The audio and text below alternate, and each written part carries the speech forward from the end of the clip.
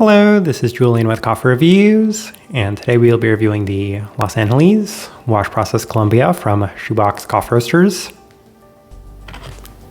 And there's a bag right there. And Shoebox, based out of Chicago, Illinois. And they're a coffee roaster that's appeared on this channel on several occasions, including a couple of recent reviews of their Bambino coffees. We picked this coffee up from Airworks as part of their special collaboration release with Shoebox, as the conversation was essentially Airworks asking if we were interested in trying out the collaboration coffee and us telling them to add it to our order. That being said, I was very happy to see that it was a type of coffee that I would usually purchase otherwise, as Shoebox does release a number of coffees that are in line with my own preferences. It's just a matter of determining which coffee I'm most interested in reviewing.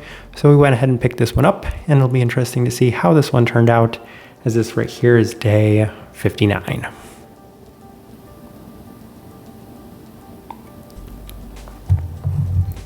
And recipe we went with for this coffee was Shoebox's recipe, which is a 16.67 to 1 water to coffee ratio, brewed at 92 degrees Celsius, about 197 degrees Fahrenheit. And I like this one best through the Chemex, which does indicate a more medium grind. Roast profile for this coffee. In the past, we have described their coffee as being pretty reminiscent of some of the offerings we've had from H&S. Now, granted, the first couple of experiences we did have with them were significantly lighter than we were expecting, and the last couple of experiences we've had with them are a little bit closer in line to the expectations we had going into trying out their coffees for the first time. This coffee is on par with those expectations, as well as it's reminiscent of a lot of H&S's ultralight offerings, as you can definitely see a lot of those lighter characteristics throughout, which we'll be highlighting through this review. So for that reason, we will say that this one does skew on the very light side of things by most standards and metrics. With all that out of the way, let's go ahead and start discussing this coffee. Day 28, first impression. So usually when it comes to their coffees, minimum 4 weeks worth of rest, and we opted to try it on that 4th week, as the coffee is a bit reminiscent of some of the other Shoebox coffees that we had recently just started working on, especially with a slight vanilla-like characteristic to accompany a pre-clean and sweet floral citric forward experience. Plenty of intensity with a coffee opening up a fair bit as it cools down, so a pretty nice straightforward start to this one. And one thing that I did mention to Airworks specifically when discussing the Shoebox coffees is that there is a pretty consistent vanilla-like characteristic to their coffees, and it is kind of interesting. Airworks said essentially what we've been thinking for a very long time, that it's probably a characteristic of the drum roaster that they are using, the combination of that and the very light profile that their coffees do offer. And we've said the same thing when it comes to H&S's coffees, that a lot of them have a marshmallow-like quality to them, and that's what I was saying a lot from this coffee as well, which was in line with those Bambino coffees. So it does seem to be a pretty consistent characteristic within H&S's coffees, which is something that I do like. I know that oftentimes kind of those roasting machine characteristics can be a little bit of a turnoff for some people, but in this case, it seems to work out pretty well for a lot of the coffees that we'd worked on recently. Day 31 through the Chemex, and the coffee is a little bit more in line with the listed apple notes. So the first time brewing this coffee, I didn't necessarily see it quite as much as I did this time around, with a prominent sugary fruit sweetness, so largely in that apple-like sense. There is a slight grainy quality, which is to be expected again, given the very light profile of this coffee, which is what we were kind of highlighting when discussing the profile of this one, as the coffee might need a little bit of extra time to open up, but it already does have some nice intensity. And in comparison to the 4 other coffees that we have reviewed from Shoebox, I do have to say that this one did have some nicer intensity early on in comparison to the majority of those other coffees, especially the first couple of releases, which we did have a little bit of a struggle with. Day 34 through the UFO brewer, and the coffee is the best it has been to this point, giving credence to the notion that it just needs a little bit more time, as it already has some great intensity. And that's what I'm going to continue to emphasize on these early days, is that this one just had a little bit more intensity. I feel like since it is a Colombian coffee, you might expect it to be a little bit more loud, a little bit more intense than those Panamanian coffees, or even that Ecuadorian coffee that we'd reviewed as well.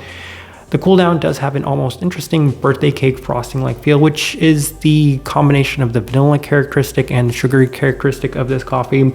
Fair bit of apple-like brightness once again, with significantly less of the graininess, so we're just seeing general improvement across the board on this one.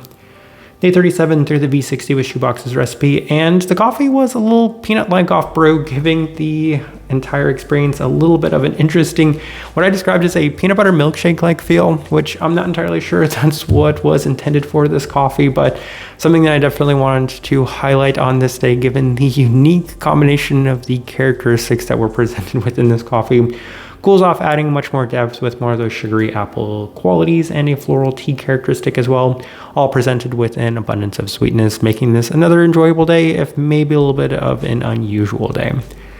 Day 40 through the Chemex with Shoebox's recipe, and the coffee is a bit more tame, though still offering plenty of the clean and delicate presentation from the earlier days, especially in the sugary fruit scents with more of the floral tea characteristics.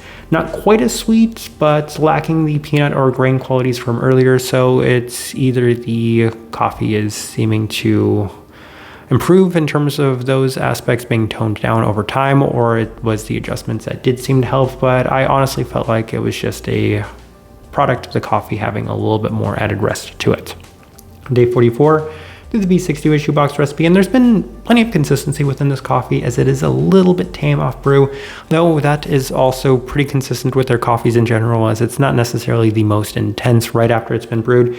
It does usually seem to benefit from opening up as it has reached pretty close to room temperature, a super sugary fruit forward experience once it does, with more of that vanilla like quality, all that has been pretty synonymous with Shoebox coffees in general.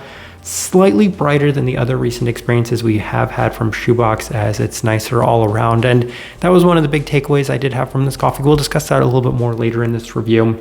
Day 47 through the Chemex with Shoebox's recipe, and this might be the best the coffee has been to this point, as it's indicating that it is likely starting to peak finally. So day 47, what does that put us? Pretty close to the 7-week mark where this coffee is finally starting to reach its stride. Significantly less of either the grain or peanut qualities, rather offering a very sugary, almost gummy-like sweetness with excellent balance to the brightness. Very clean and sugary all around, so a lot of the characteristics that I am looking for, especially within a coffee like this.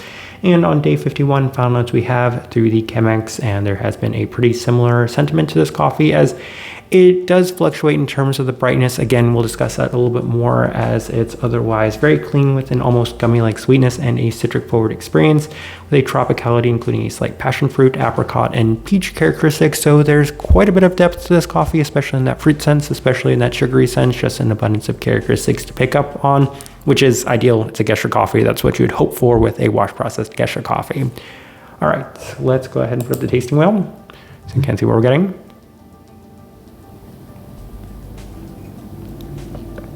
And we have quite a few level 4s. As I'm looking at this tasting wheel though, I remember making this tasting wheel and thinking to myself that plenty of these Shoebox reviews that we've had recently have had a pretty similar looking tasting wheel in specific characteristics, but in general they do tend to look a little similar, which is by no means a bad thing. Honestly, the tasting wheels remind me a fair bit of some of the older tasting wheels we had from Sweet Bloom coffees and Manhattan coffees, which is a huge compliment. So let's go through these tasting wheels, and I'll discuss a lot of things as we're going through it.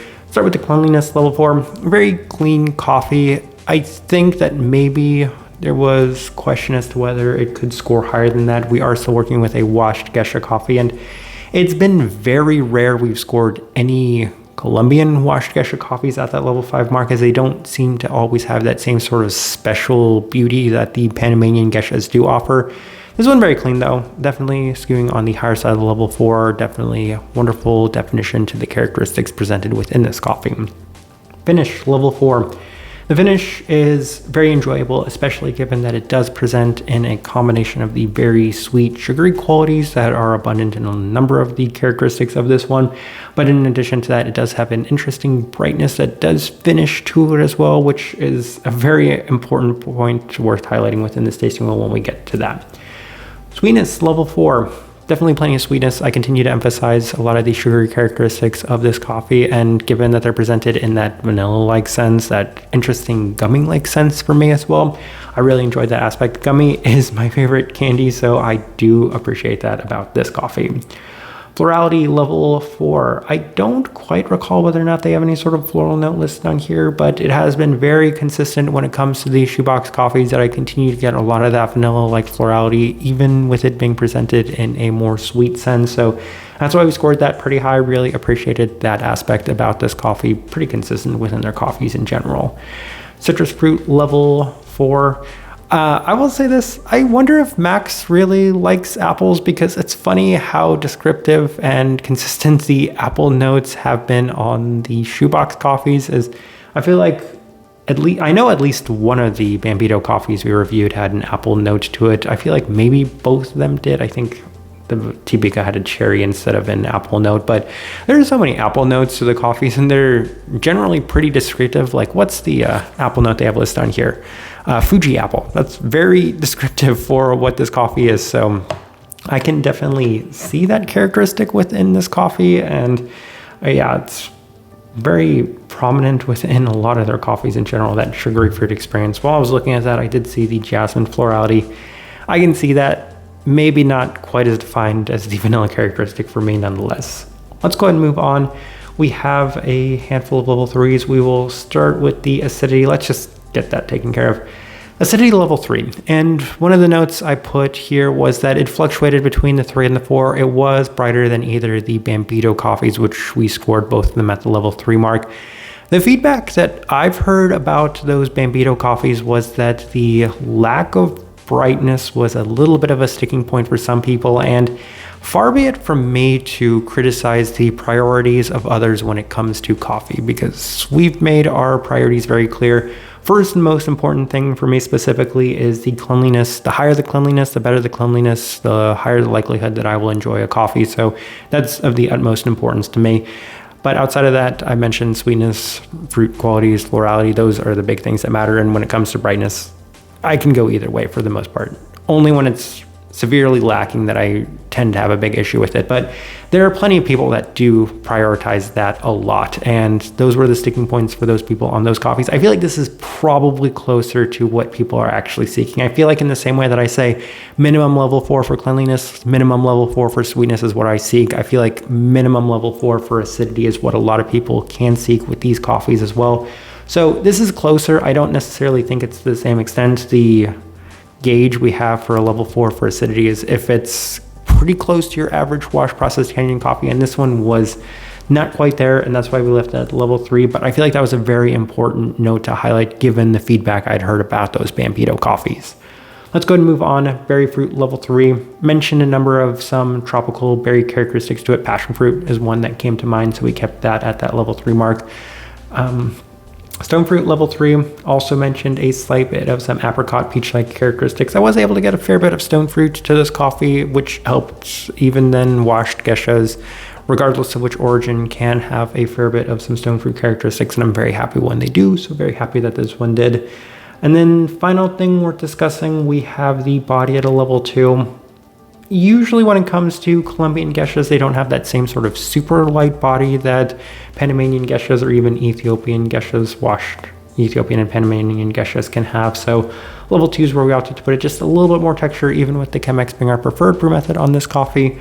So outside of that, as I'm looking at this tasting wheel, I definitely do think it is a pretty good representation of what I was getting from this coffee. All right, so my overall thoughts and impressions of this coffee. I do have to say the last 3 coffees we've had from Shoebox have all been a success. Very much enjoyed all of them, largely because they're offering exactly what I'm looking for within these coffees. Terrific clarity, and I feel like that's a great byproduct of the profile that these coffees do have. That very light profile does tend to accentuate a lot of the more clean, well-defined characteristics of it, especially if you are able to mitigate the, I want to say, undesired consequences of super light coffee, so that super like grainy peanut quality, which were present within this coffee but did seem to dissipate over time and with some slight adjustments. So when you're able to get that from a coffee, the best of those worlds without any of the negative effects of those worlds, then you've definitely achieved something really nice. In addition to that, wonderful florality, wonderful fruit qualities, excellent sweetness once again. So the big 4 that I'm looking for within a coffee was presented within this one.